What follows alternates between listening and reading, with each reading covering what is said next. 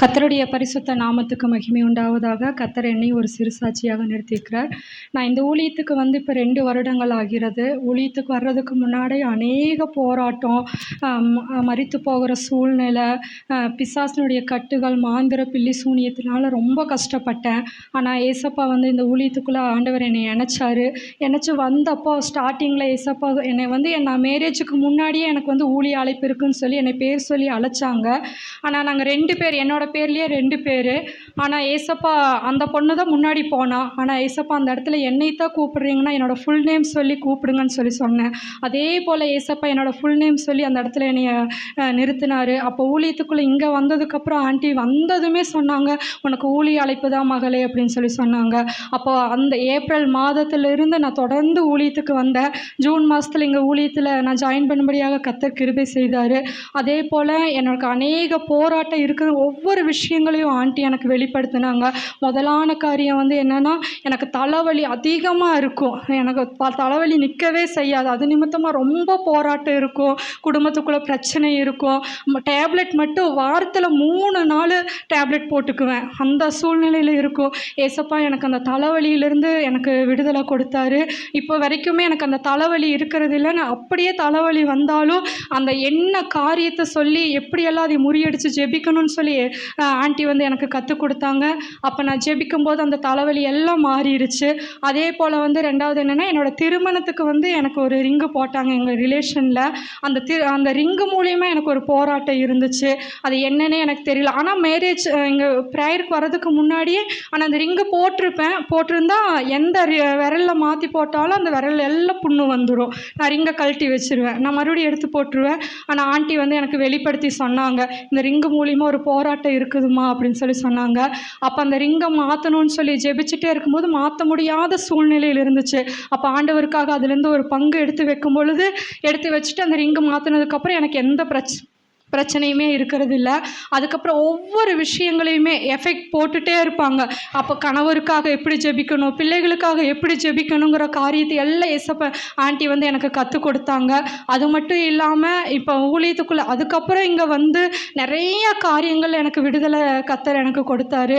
அப்போ அதுக்கப்புறம் வந்துட்டு சிறையிருப்புக்காக சிறையிருப்பு இருக்குது மகளே அப்படின்னு சொல்லி சொன்னாங்க.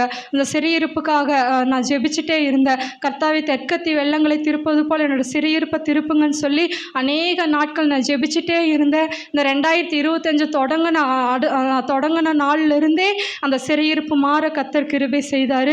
அது மட்டும் இல்லாமல் நான் அந்த வாடகை எனக்கு வீடு வந்து காலி பண்ண சொல்லிட்டாங்க.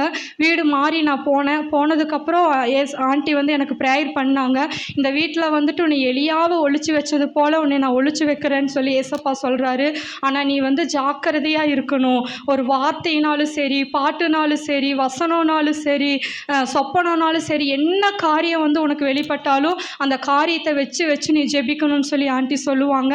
அந்த காரியத்தை வந்து என்கிட்ட நீ ஷேர் பண்ணிக்கோ அப்படின்னு சொல்லி சொல்லுவாங்க. ஆண்டிக்கிட்ட ஒவ்வொரு வார்த்தைகளையும் நான் சொல்லி அந்த ஒவ்வொரு விஷயங்கள் அது வந்து வெளிப்படும் பொழுதெல்லாம் ஆண்டிக்கிட்ட சொல்லி நான் ப்ரேயர் பண்ணுவேன். அப்போ வந்து போன வாரத்துக்கு முந்தின வாரம் ஆண்டி சொன்னாங்க, அம்மா உனக்கு மரித்து போன ஆவி உன்னை பின்தொடர்ந்து வருதுன்னு சொல்லி சொன்னாங்க. நீ வீட்டில் போய் அதை ரிலீஸ் பண்ணி நீ அதை வந்து நிர்மூலமாக்கி நீ ஜெபின்னு சொல்லி ஆண்டி சொன்னாங்க. அப்போ நான் ஜெபிச்சுட்டு நைட்டு ஒரு 7 o'clock இருக்கும் வெள்ளிக்கிழமை அன்னைக்கு. அப்போ சரி நம்ம ப்ரேயர் பண்ணிடலாம், இவர் இன்னும் எங்கள் ஹஸ்பண்ட் வந்து அப்போ வீட்டுக்கு வரல, சரி நம்ம நேரத்துலையே உட்காந்து ப்ரேயர் பண்ணலான்னு சொல்லிட்டு 7 o'clock உட்காந்து ப்ரேயர் பண்ண ஆரம்பித்தேன். அப்போ ஏசப்பா வந்து சொன்னார், உன் கணவனருக்காக நீ 3 நாள் ஃபாஸ்டிங் இருந்து நீ ஜெபம் பண்ணு அப்படின்னு சொல்லி சொன்னார். என்னன்னு தெரியலையே, சரி நம்ம ஜெபிக்கலாம் அப்படின்னு சொல்லிட்டு நான் ப்ரேயர் முடிச்சுட்டு எந்திரிச்சேன். அவர் ஃபோன் பண்ணி சொன்னார், நான் ஒசூர் வாடகைக்கு நான் 3 நாள் நான் போயிடுவேன், நான் வரமாட்டேன் அப்படின்னு சொல்லி சொன்னார். அப்போது சரி அப்படின்னு சொல்லிட்டு அன்றைக்கி நைட்லேருந்து நான் ஜெபிக்க ஆரம்பிச்சிட்டேன். சனிக்கிழமை அன்னைக்கு காலையில் ஒரு 9 o'clock இருக்குது ஃபோன் பண்ணி அவர் சொன்னார், நான் கம்பெனிக்குள்ளே போயிடுவேன், நான் மொபைல் எடுக்க மாட்டேன், மதியம் 1:30 மணிக்கு நான் உனக்கு கால் பண்ணுறேன் அப்படின்னு சொல்லிட்டு வச்சுட்டாரு. அப்போ என்கிட்ட எதுவுமே சொல்லலை. அப்போ கரெக்டாக 1:30 மணிக்கு எனக்கு கால் பண்ணி சொன்னார், நீ சொன்னால் நீ பயந்துருவேன்னு சொல்லி நான் சொல்லலாம், நான் இப்போ சொல்கிறேன் அப்படின்னாரு. நான் வண்டி ஓட்டிட்டு ஓட்டிட்டு நைட்டு போனேன். ஆனால் என்னால் வண்டியே ஓட்ட முடியல.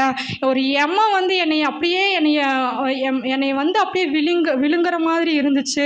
அதை நான் என்னைய வண்டி ஓட்டுனா அப்படியே தூங்கி தூங்கி விழுகிறேன். அந்த இடத்துல 2 சைடு காடு, நடுவில் ரோடு. நான் எப்படி வண்டி ஓட்டுறதுனே எனக்கு தெரியல. ரொம்ப பயமாக இருந்தது. ஆனால் எப்படியோ நான் ஏசப்பா என்னை கண்டிப்பாக கொண்டு போய் சேர்த்திருங்கன்னு சொல்லி நான் அங்கே போய் சேர்ந்துட்டேன் அப்படின்னு சொல்லி சொன்னார். ஆனால் அந்த மரண ஆவியிலிருந்து கத்தர் அந்த 3 நாள் ஃபாஸ்டிங் இருந்து என்னை ஜெபிக்க சொன்னதுனால அந்த மரண ஆவியிலிருந்து கத்தர் என்னை கணவனாரை பாதுகாத்து கொண்டு வழிநடத்து வந்து தெய்வத்துக்கு கோடான கோடி நன்றி சொல்கிறேன். அநேக காரியங்களை ஆண்டி வந்து எனக்கு அநேக காரியங்களை வெளிப்படுத்தி ஒவ்வொரு காரியங்களுக்காக ஜெபிக்க சொன்ன ஆண்டிக்கு கோடான கோடி நன்றிகளே.